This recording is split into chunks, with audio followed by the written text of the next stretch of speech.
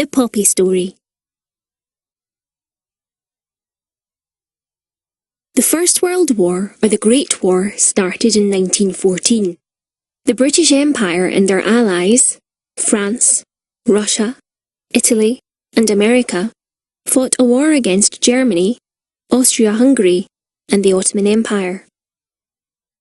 Millions of men joined the British armed forces and went to fight in the war. The conditions were terrible, and millions were killed or injured. Those that did return home would never be the same again.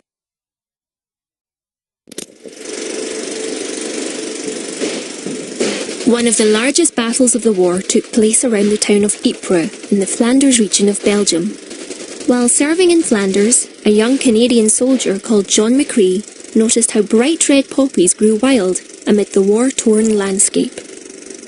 Despite the devastation that surrounded him, he was inspired by the poppies that grew there to write the poem In Flanders Fields. His poem became very popular, and the bright red poppy would soon be adopted as a symbol to remember all those who had fought in the war.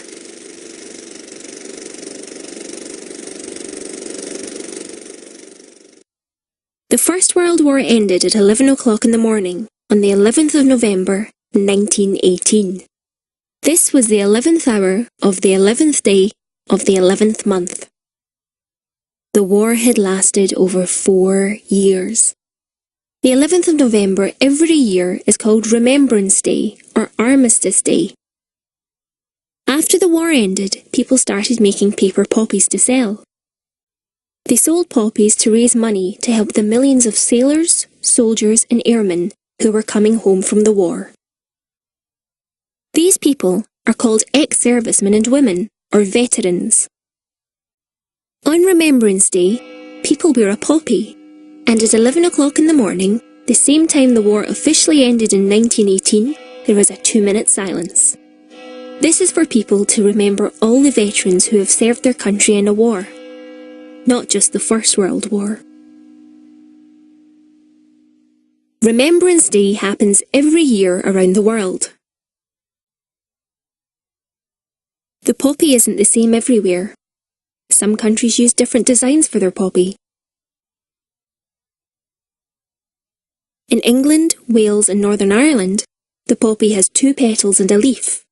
But in Scotland, the poppy has 4 petals and no leaf. All the poppies sold in Scotland are made in the Lady Haig's poppy factory in Edinburgh. The factory was founded in 1926 by Lady Haig, the wife of Field Marshal Douglas Haig, who was the commander of the British Army in France during the First World War. When the factory first opened, all the poppies were handmade by just 2 ex-servicemen with some red paper and a pair of scissors. Today there are over 40 ex-servicemen with disabilities who work in the factory. These men make 5 million poppies every year for the Scottish Poppy Appeal. They also make more than 10,000 wreaths and tens of thousands of wooden remembrance symbols. These include Christian crosses, Muslim crescents, Sikh khandas, the Jewish Star of David, and a symbol for humanists. All the poppies are still made by hand, although a machine now cuts out the poppy shape.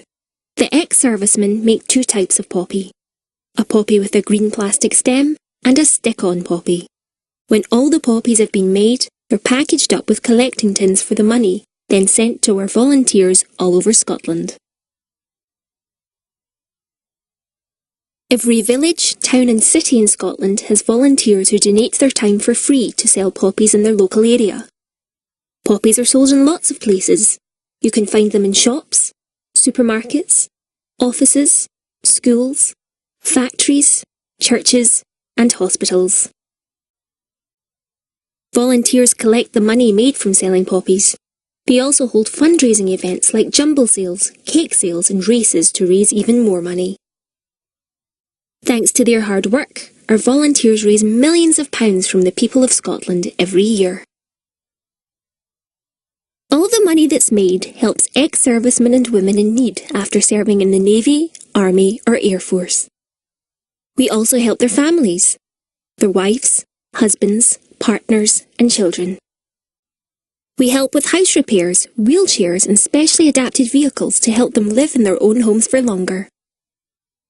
We also give money so they can retrain, start their own businesses, or grow an existing business. And we give advice, information and support to deal with any problems that may be encountered along the way, helping them rebuild their lives. All this from a tiny poppy.